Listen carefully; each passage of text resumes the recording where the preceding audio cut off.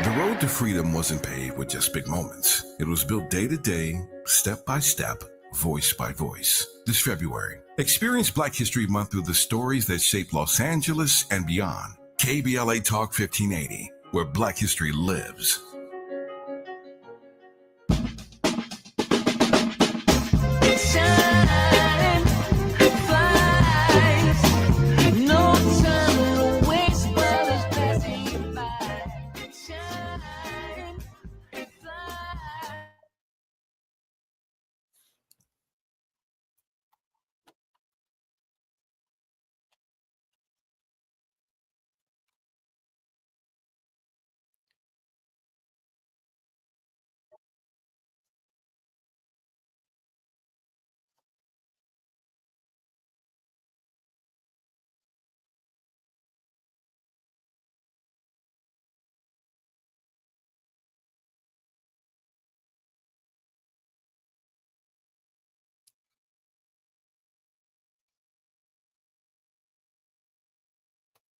Yeah, here.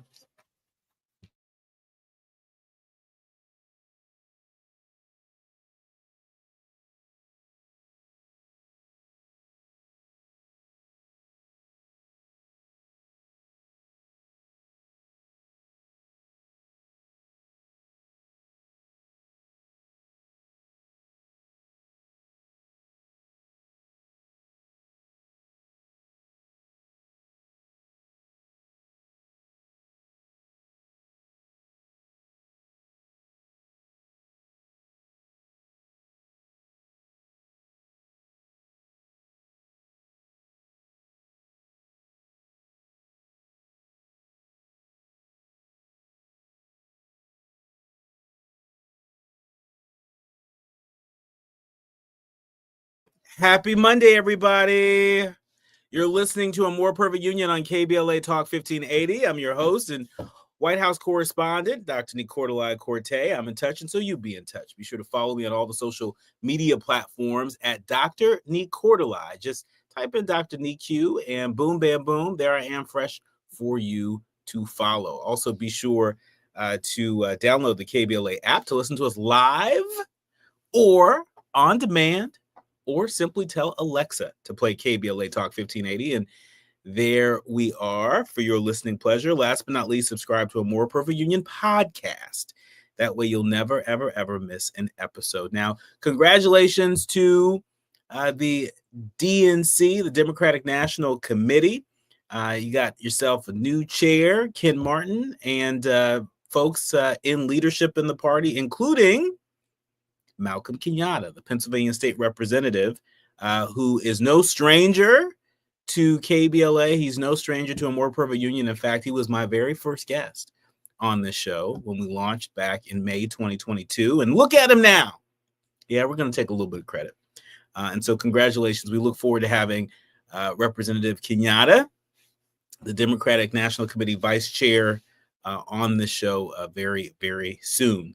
Now, it's time for the good, bad, and ugly headlines of the day. But first things first, let's start with the dumpster fire of the day. I'm talking about the attack on the U.S. Agency for International Development. USAID agency is in upheaval during foreign assistance freeze and staff departures. The Associated Press reporting that the Trump administration's changes have upended the U.S. agency charged with providing humanitarian aid to countries overseas, with dozens of senior officials put on leave, thousands of contractors laid off, and a sweeping freeze imposed on billions of dollars in foreign assistance. Democratic senators warned that the Trump administration, they warned them on Friday, against any effort to eliminate the U.S. Agency for International Development as an independent agency, responding to the growing fears among its supporters that such plans may be in the works. And Senator Murphy was one of a half dozen Democrats on the Senate Foreign Relations Committee to argue in statements and on social media that President Trump would have no legal authority to dissolve the agency. And so clearly, President Trump and the new Secretary of State, Marco Rubio, is challenging senators to call their bluff. And might I add that Senator Rubio, this is the same Senator Rubio that got unanimous support from the United States Senate to become the next Secretary of State. There wasn't a single Democrat that opposed his nomination for Secretary of State. And so now, here he is engaged in a hostile takeover of the U.S.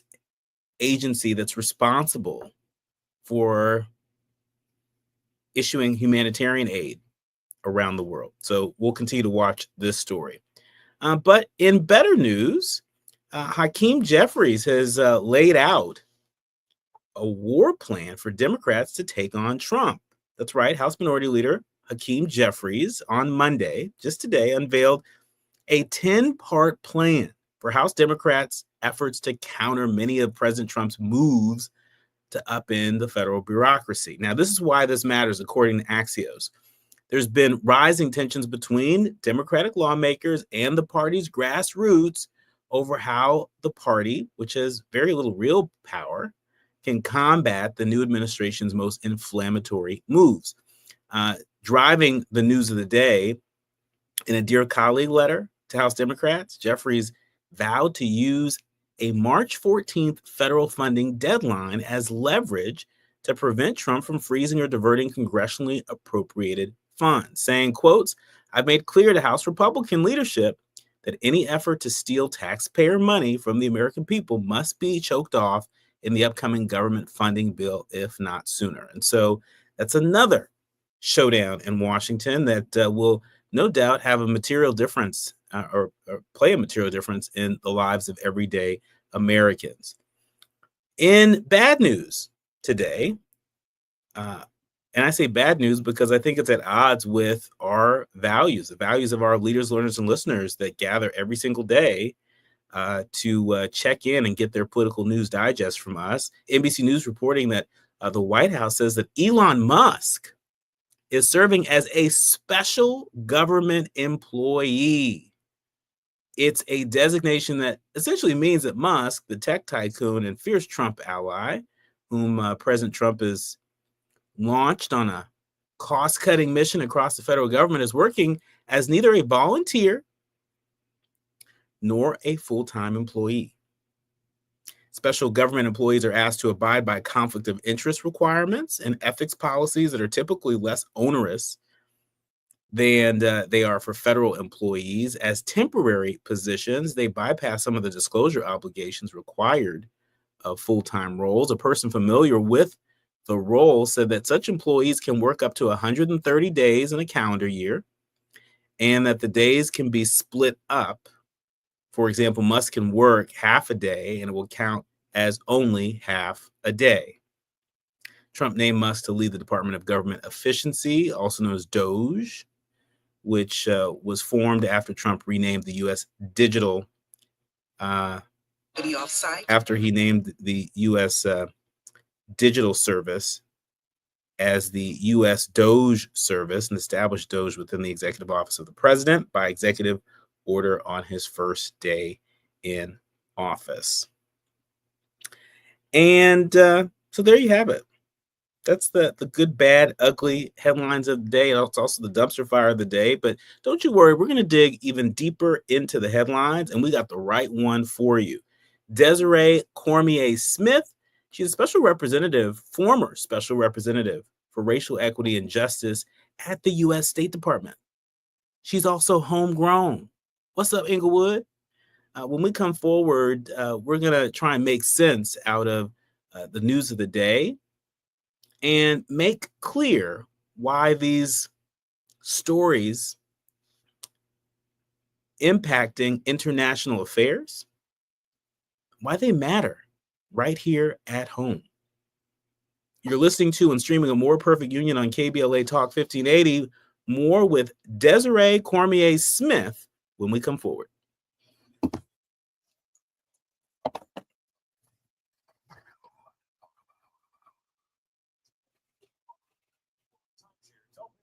service announcement from Chuck McDowell, founder of Wesley Financial Group. If you receive an unsolicited phone call or mail piece to discuss selling, renting, or especially canceling your timeshare, don't fall for it. If you really want out of your timeshare, hang the phone up again or throw the mail piece in the trash. Contact your timeshare resort or Wesley Financial Group for assistance with your timeshare. That's the only 500 timeshare cancellation company. Our knowledge, experience, and trust for over 40,000 families, we've helped get out of the timeshare. Give us a call, and I'll send you our timeshare exit information. Call for your free info sheet, 800-511-2112. That's 800-511-2112. 800-511-2112.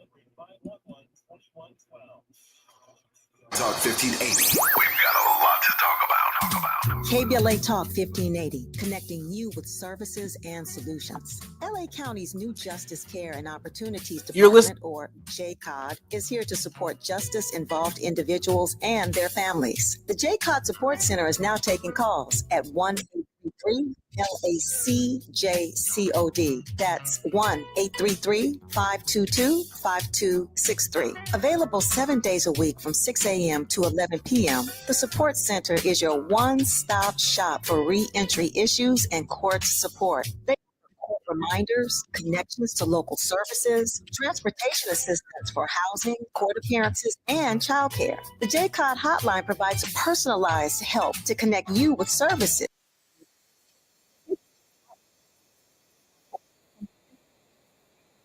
Free and available every day at 1-833-522-5263. This is a community call to action from KBLA Talk 1580.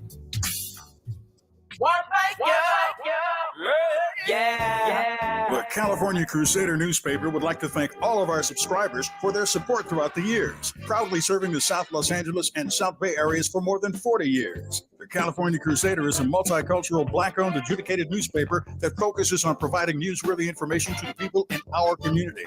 We're constantly looking for ways to assist businesses in our community to connect with our subscribers. We provide low-cost, effective ways to promote your business with our reasonable and affordable advertising rates. You can participate by suggesting, sharing, and submitting your stories on the California Crusader newspaper Community Share Facebook group page, or visit our website at cal-cruise-news.com. That's calcruisenews.com. Then click on the Submit Now button located on the top right corner of the homepage, or text CCN to 42828. Again, text CCN to 42828. The California Crusader newspaper, working together to build a better community for our future. Subscribe today. Hit me! National News The Consequence. Informed opinion.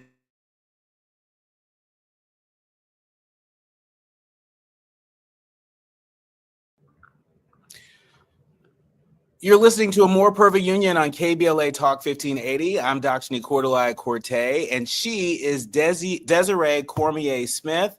She's a former special representative for racial equity and justice at the U.S. State Department. Her appointment was announced back in 2022 under Secretary Antony Blinken. And that's just the tip of the iceberg in terms of the body of work that she's done in fighting against systemic racism, not just here at home, but around the world. She is California homegrown, Inglewood. Proud graduate of Stanford and the Harvard Kennedy School. And we're delighted to have you with us on a day like this to make sense out of what's happening around the world. Thank you for having me. Well, thank you for being here. And thank you for all the work that you do. Speaking of the work that you do, lay it out for us.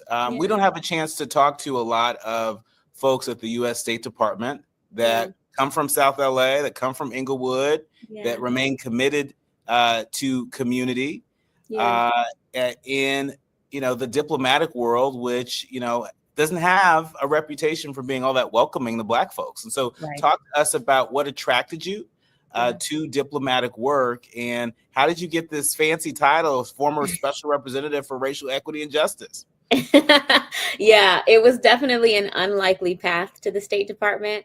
As you mentioned, I grew up in Inglewood and South Central. So my mom was in Inglewood, my dad was in South Central. And I was always interested in international things. I wanted to explore the world. And when I got a scholarship to Stanford, I was exploring things, different majors and what I could do. And a friend of mine suggested I look into the Pickering Fellowship, which is a fellowship designed to attract underrepresented groups to the Foreign Service. Now, at that time, it was specifically for Black Americans and other Americans of color. They have since expanded their definition of diversity and underrepresented groups. But at that time, it really was focused on making sure that the Foreign Service kind of looked more like America in terms of the racial diversity.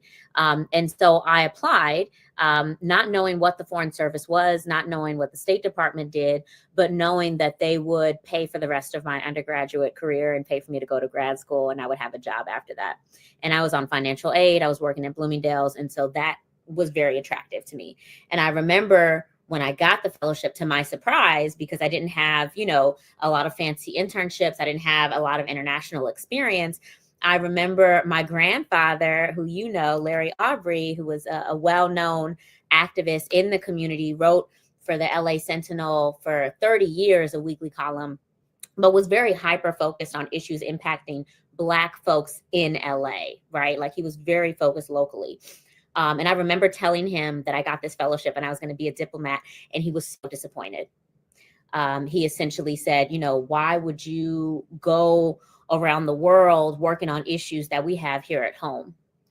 And it was a tough conversation that I had with him. And it was something that I had to grapple with. But at the end of the day, I decided to take the chance and the opportunity for a couple of reasons. One, practically speaking, was the financial reason, right? To have that burden lifted off my shoulders of not having to work part-time and try and juggle all these classes and do extracurriculars was a huge help and a privilege that a lot of my colleagues had that I didn't.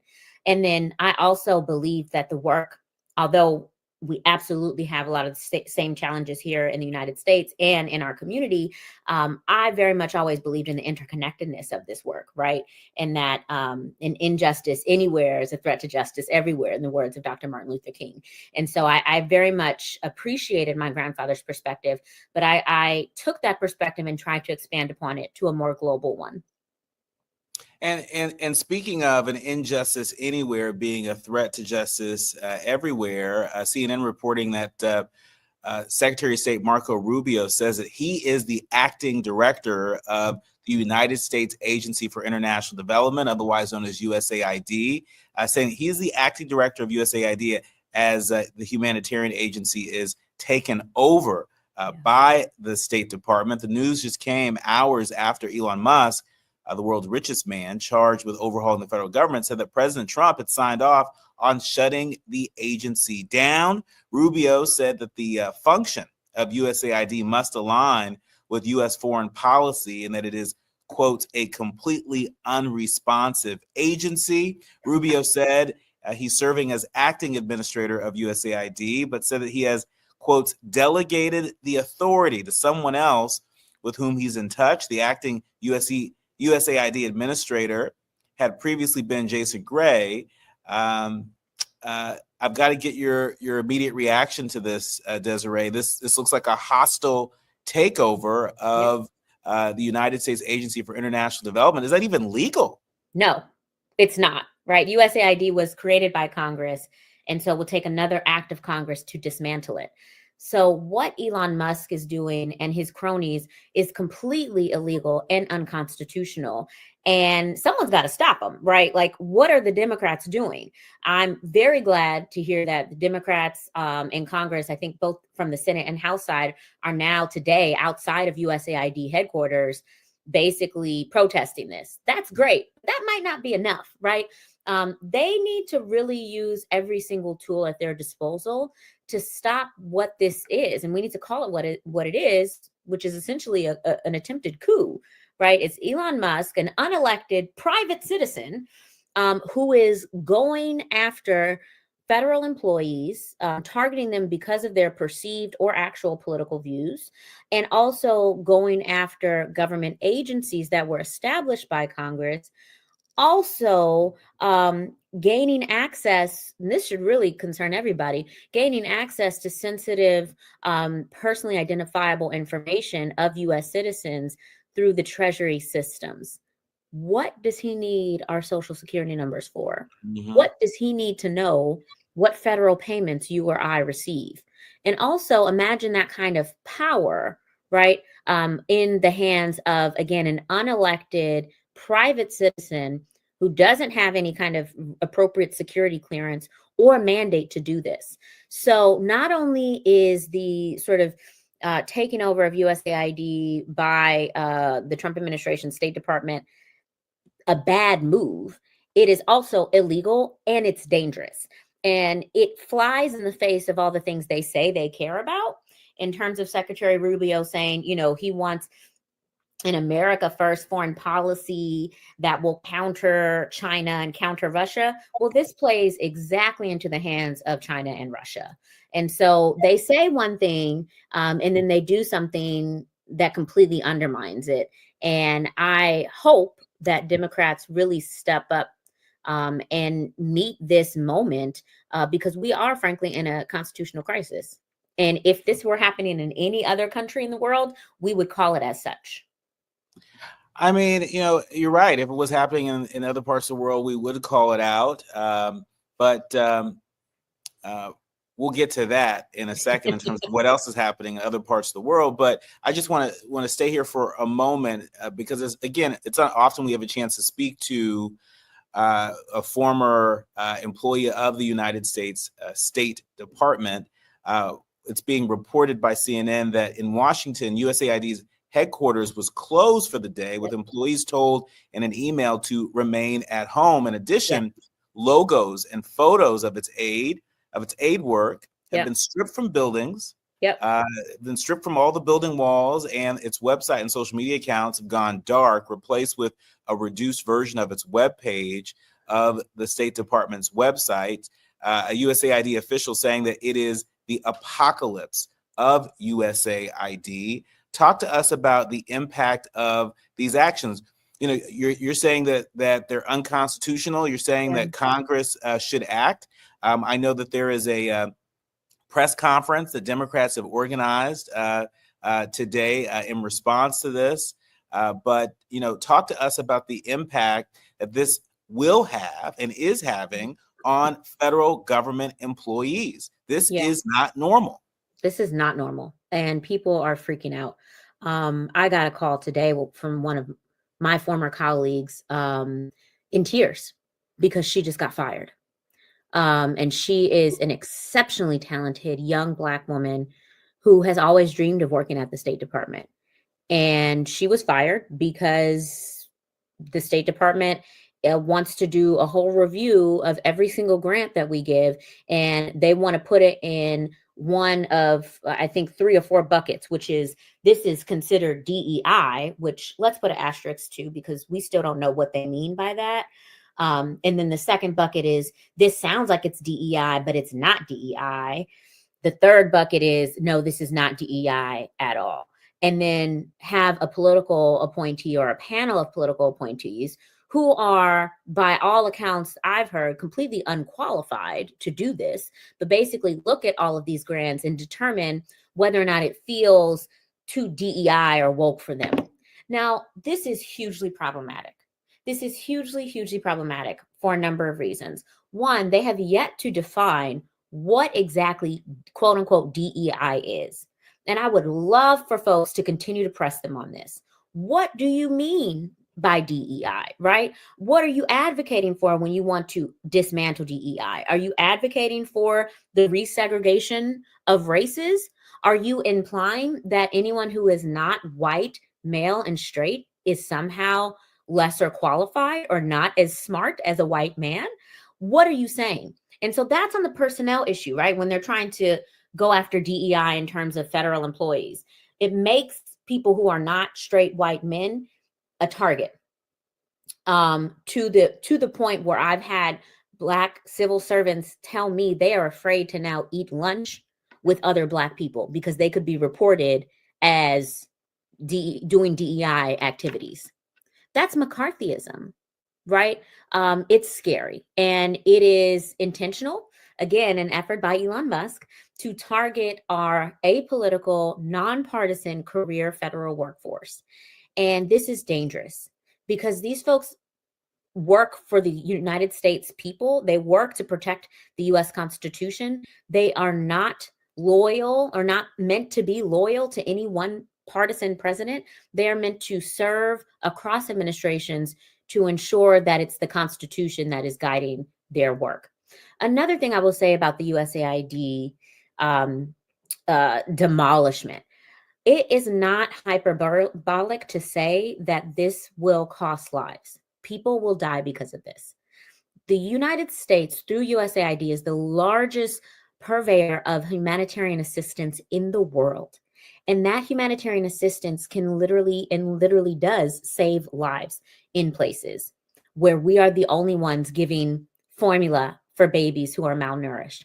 We could be the only ones through USAID offering malaria vaccines, right? We are the only ones offering healthcare for people in remote areas, and doing it through USAID separate from the State Department really does ensure that it is purely humanitarian based, and it's not based necessarily on foreign policy interests or goals. Now, why is that good?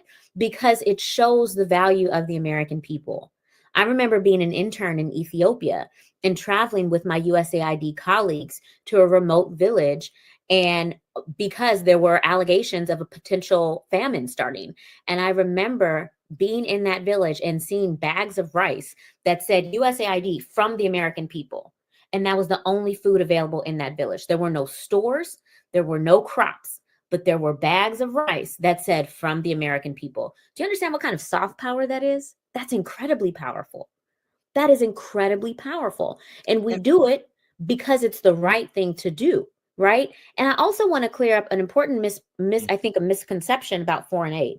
There's this misconception that we spend billions and billions and so much money on foreign aid. We spend less than 1% of our GDP on foreign assistance. Less than 1%. Right? If you want to get at what Elon Musk supposedly is supposed to be doing, which is cost cutting, we can go after other departments much more easily and save a lot more money. We could start with DOD, right? The Department of Defense. We could cut a couple of contracts and save much more than 1% of GDP. So them going after humanitarian assistance feels intentional. Them going after USAID, when Stephen Miller said that quote unquote 98% of USAID voted for Kamala Harris or another left politician, it feels targeted, it feels intentional, and it feels very, very politically motivated, which I think should concern us all. Well, it is concerning a lot of people, not just here at home, but around the world. NPR reporting that just days after President Trump signed an executive order freezing almost all U.S. foreign aid, an email landed in the box of a lot of people, including a humanitarian worker in rural Zimbabwe, saying stop all activity immediately. Yeah. The message confirmed their fear that Trump's return to office might affect the organization's efforts to save African girls from child marriages. Yeah. When we come forward, I want to talk a little bit about what Trump's recent actions, what the Trump administration's recent actions, I mean, we're only a few weeks into the new administration. What does it mean for the motherland? What does it mean for Black folks across the diaspora? We got the right one for you. Desiree Cormier Smith, Special Representative for Racial Equity and Justice at the U.S. State Department, is with us and helping us to connect the dots. For the folks out there that seem to think that what's happening overseas doesn't matter here. Right. For people out there that think that what happens in Africa doesn't matter here. Right. We are here to educate and enlighten, because what is happening there is also happening here. Absolutely. The future of Africa is our future. Absolutely. More with Desiree Cormier Smith when we come forward. You are listening to and streaming A More Perfect Union on KBLA Talk 1580. You are listening to and streaming related A to More national politics, elections, identity, culture change, and social justice. You tuned into the right place. A More Perfect Union continues when we come forward.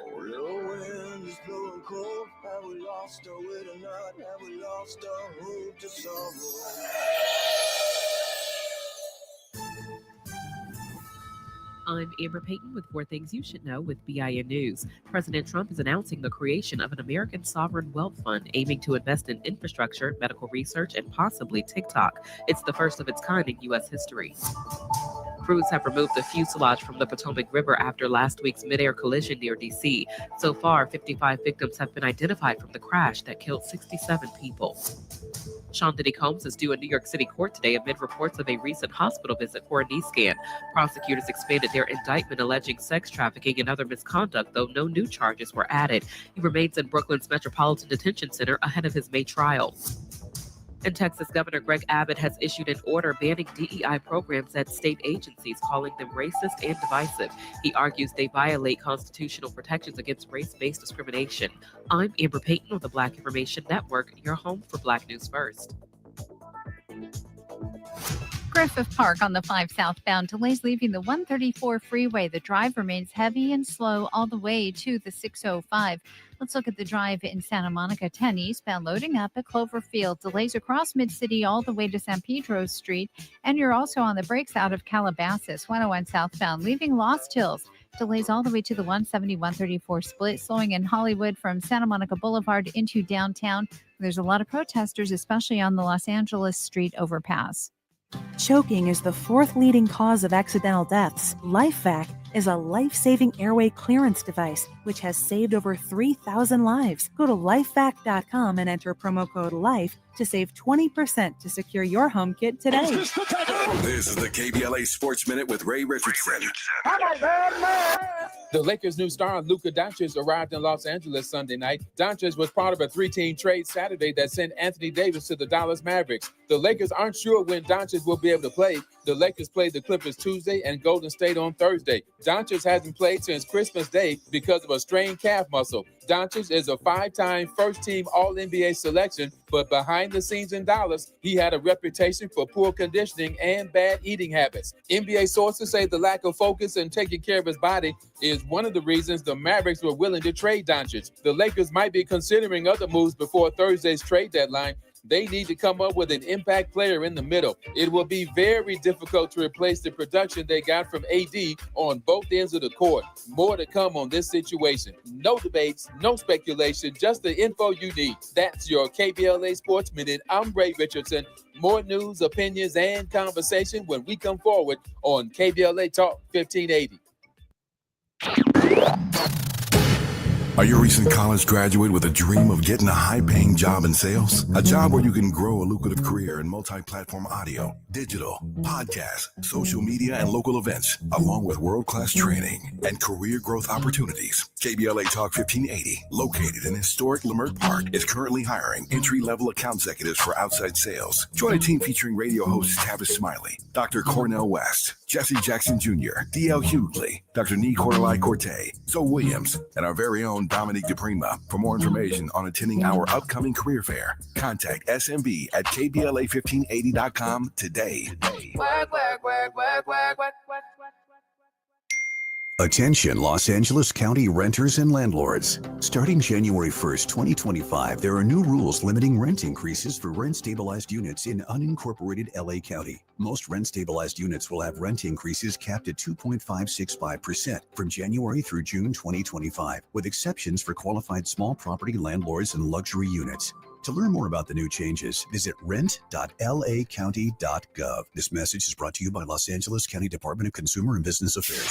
KBLA Talk 1580. We've got a lot to talk KBLA Talk 1580, connecting you with services and solutions. If you need help getting your resume in order, finding job training, or landing a job, we've got 3 great options for you. First, the City of Los Angeles has work source centers across the area offering free job support. The California Workforce Development Board can help you with everything from GED prep to vocational training at no cost to you. On the federal level, the Department of Labor's American Job Centers offer a full range of services for job seekers and businesses alike. Visit careeronestop.org, or for more info, just call California's Help Center or visit cwdb.ca.gov or call 916-657-1440. For the City of Los Angeles programs, go to ewdd.lacity.gov or call 213-744-7300. All these services are free to help you get your next job. This is a community call to action from KBLA Talk 1580. Hey there, Los Angeles. This is James Lucky Jr., publisher and editor of Los Angeles News Observer. Are you hungry for news that matters to you in the African-American communities of Los Angeles? Well, buckle up, because we got the scoop you've been craving. Stay in the know and never miss a beat with our free weekly publications conveniently available near you. Or hop on the digital wave and become an exclusive subscriber at OGNSC.com. Don't forget to join the party on Instagram and Twitter at OGNSCINC for behind-the-scenes access and sizzling updates. No more FOMO. Let's stay informed, connected, and empowered together. Here to educate and enlighten, because what is happening there is also happening here.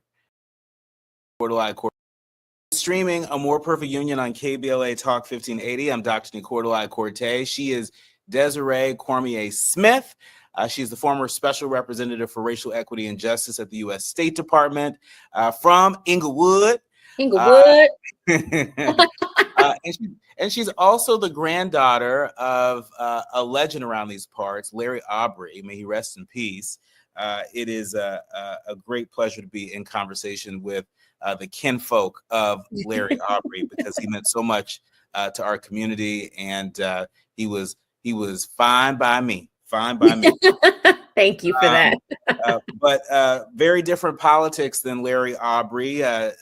President Donald Trump, posted on Truth Social just yesterday that, quotes, South Africa is confiscating land and treating certain classes of people very badly. It's a bad situation that the radical left media doesn't want to so much as mention.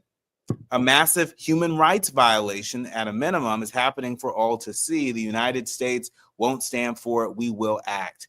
Also, I will be cutting off all future funding to South Africa until a full investigation of this situation has been completed. Desiree, what's your immediate reaction to that social media post from the president? My initial reaction is shame, embarrassment, bewilderment. The fact that this man is making policy by Truth Social posts is so problematic on so many levels, right?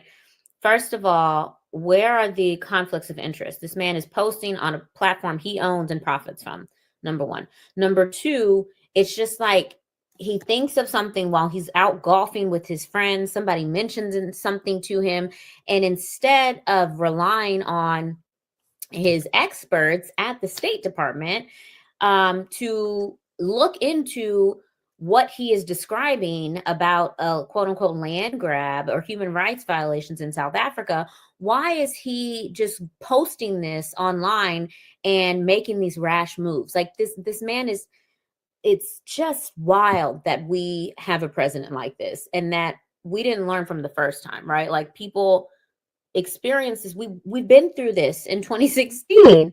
And I thought we remembered the chaos and the frustration and the disbelief. And yet people were like, yeah, I want that again. Right. So we're back here again. Specific to this issue, this was the first I'm hearing of it. I don't even know how to respond to this, because his allegations that somehow the white minority in South Africa are being persecuted or having their human rights violated is just not borne out by evidence. Let me just say that in a diplomatic way, right? Because I want to say some other words, but I'm trying to be diplomatic here. You're being very diplomatic. And just for our leaders, learners, and listeners who are less familiar with the situation, U.S. President Donald Trump said that he's going to cut all funding to South Africa. He's launched this investigation into the country's policies, claiming this massive human rights violation, as you just heard, against white people. He's claiming that it's happening over a new land expropriation law. That's what he said. But the South African government said just today, according to reporting from the Associated Press, that the Trump administration needed to have a better understanding of the new law, which is meant to help redress the impact of decades of white minority rule in South Africa under the apartheid regime, which ended, of course, in 1994. Right. The South African president said in a statement that the South African government has not confiscated any land. No significant action has been taken since the bill was signed into law.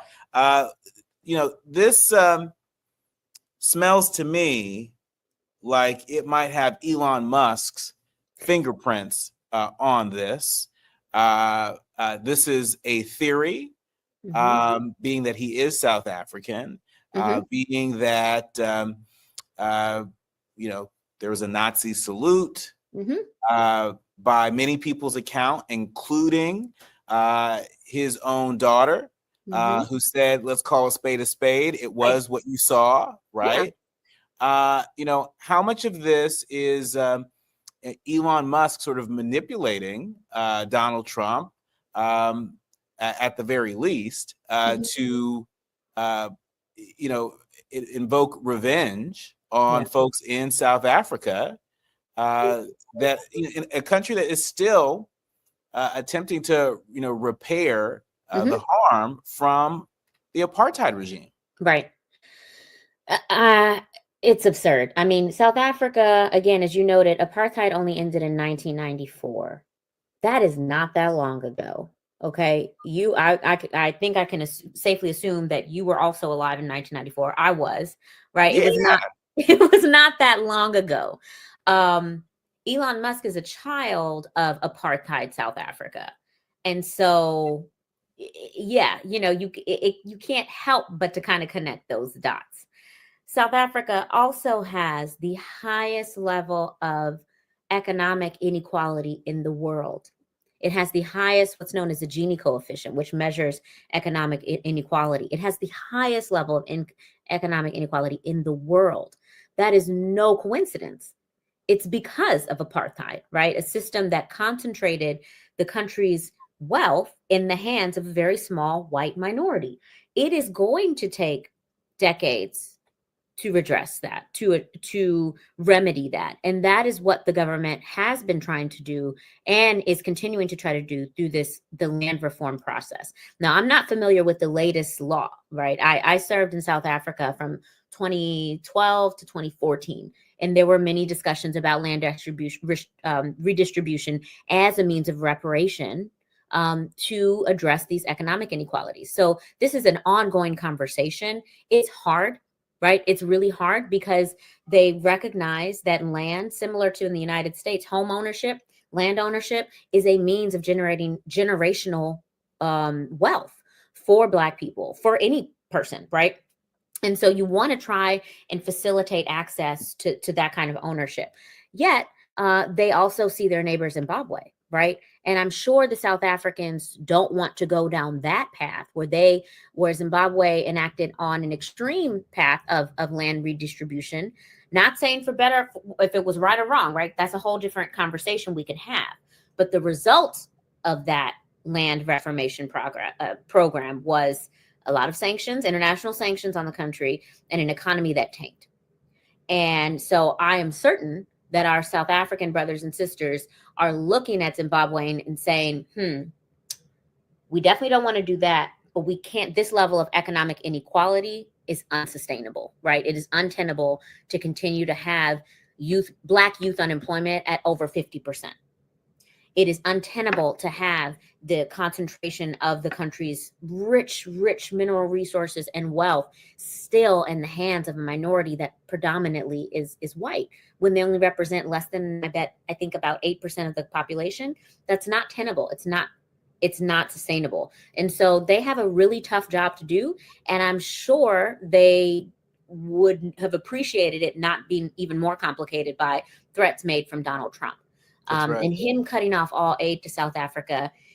Not only, again, is it dangerous, not only is it, I think, a bad decision, I think it's going to also hurt Americans, right? People don't realize how much we import from South Africa.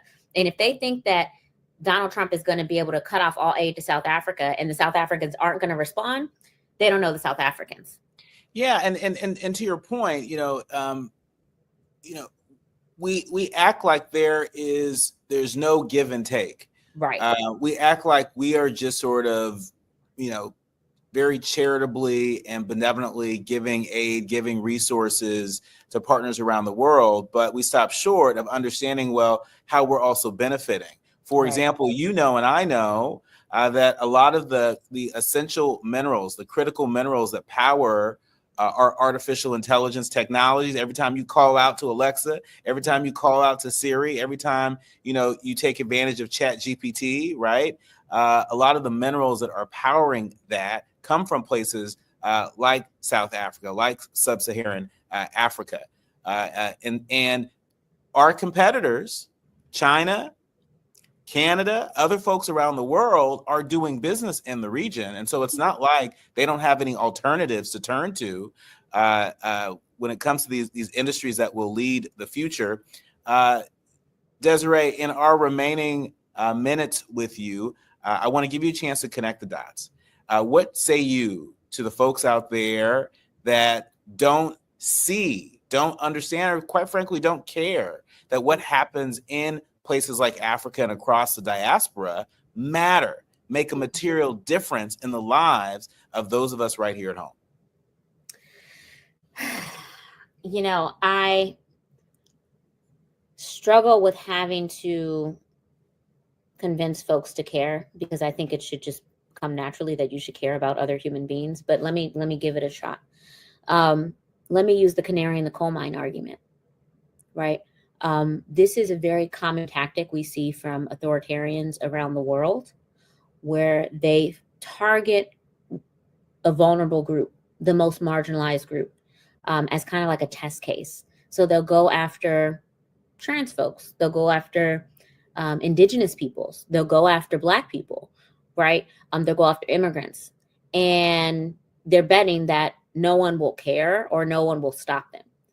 And then once they do what they want to do to that group, then they can kind of broaden out what they want to do. I'm using that, giving you that metaphor, because I think that's what's happening here with foreign aid. So I think that this administration is first starting with foreign aid. If there's no pushback, they're going to go ahead and demolish it.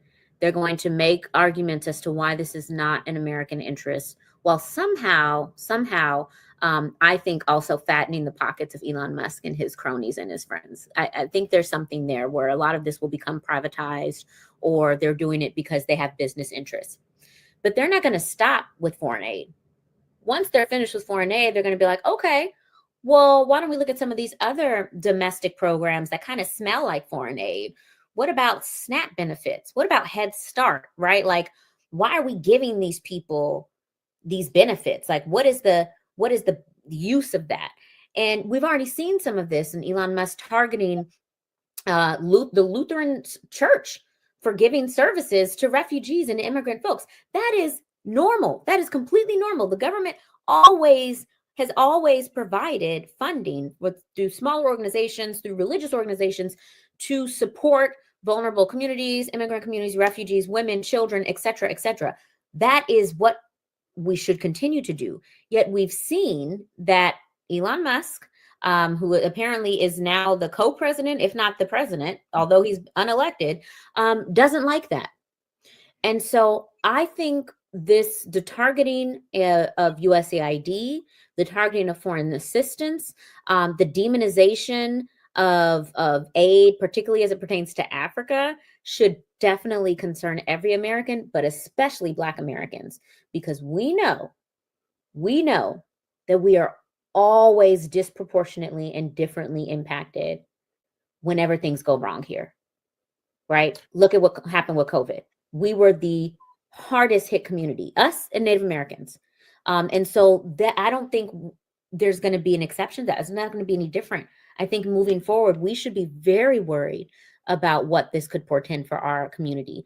And so we need our Congress members, our senators to fight back against this. And they can start by really holding this administration accountable and getting Elon Musk out of the power that he does not have by any legal stretch of the imagination. Our thanks to Desiree Cormier Smith, former special representative for racial equity and justice at the U.S. State Department. Our homegrown international affairs expert on a day like this, where there are a lot of trending headlines, but it's important to get behind headlines like this. Look behind these headlines, because to Desiree's point, today it's humanitarian aid to South Africa. Today, it's a rogue Secretary of State claiming the authority of a separate agency, USAID. But tomorrow, it could be them going after your Social Security, going after SNAP benefits, going after the benefits of Medicaid and Medicare recipients. That is what is on the line, and we will continue to do our part to make sure that we are attentive to it. You are listening to A More Perfect Union on KBLA Talk 1580. The quiet part out loud when we come forward.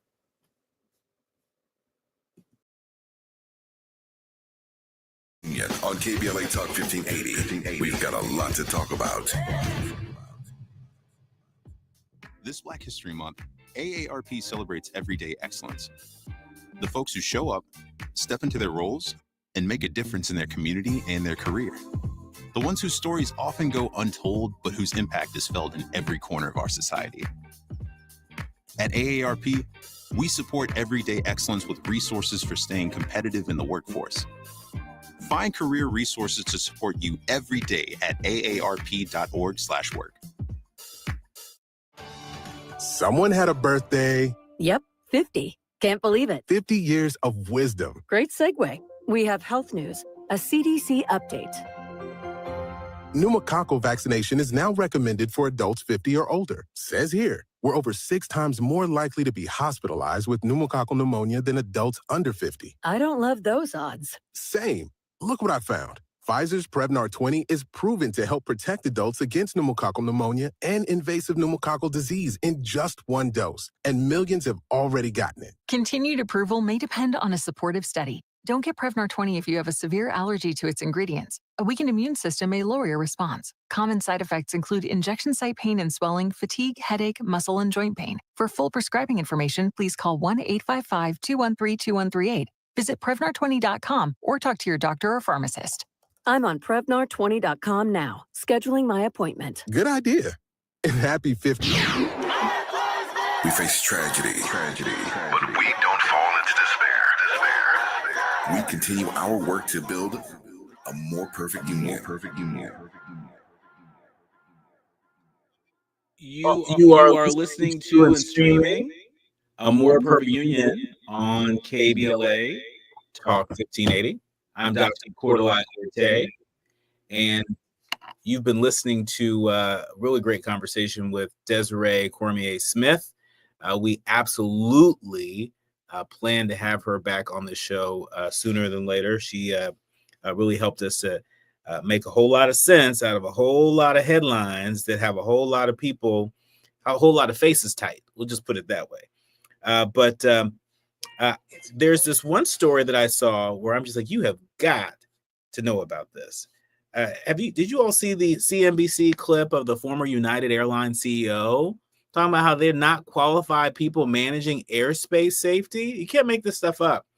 Oscar Munoz, the former United Airlines CEO, discusses President Trump's criticism of DEI measures after a mid-air collision between an American Airlines jet and Army Black Hawk helicopter that killed 67 people on Wednesday. Look, make no mistake about it. There are a lot of people out there in a lot of different industries that aren't pushing back hard enough on what happened last week. We saw a sitting president of the United States blame a tragedy,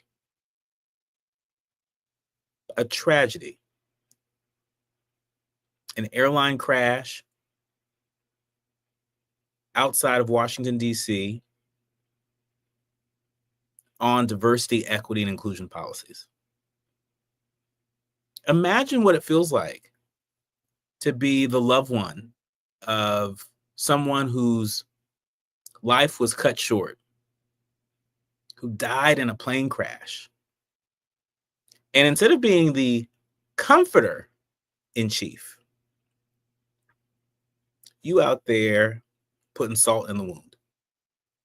You're out there making the healing process for their families, for our country, more challenging than it needs to be, more polarizing than it should ever be, without any evidence. And when you see not just the President of the United States, but industry leaders enabling this argument that somehow consumers are not getting what they deserve, somehow people aren't adhering to the policies, somehow you're endangered because somebody who may not look like you, love like you, somebody who may not be your next door neighbor is not in control, is not at the helm. This is a message not just to that former United Airlines CEO, but to leaders, learners, and listeners everywhere. We cannot enable this false argument that suggests that the challenges in our country, the challenges in society are because of DEI hires at the helm. I think last night at the Grammys, it was Alicia Keys who said that DEI is not a threat, it's a gift. And we're going to talk a whole lot more about that and so much more from last night's Grammy Awards when we come forward. You're listening to and streaming A More Perfect Union on KBLA Talk 1580.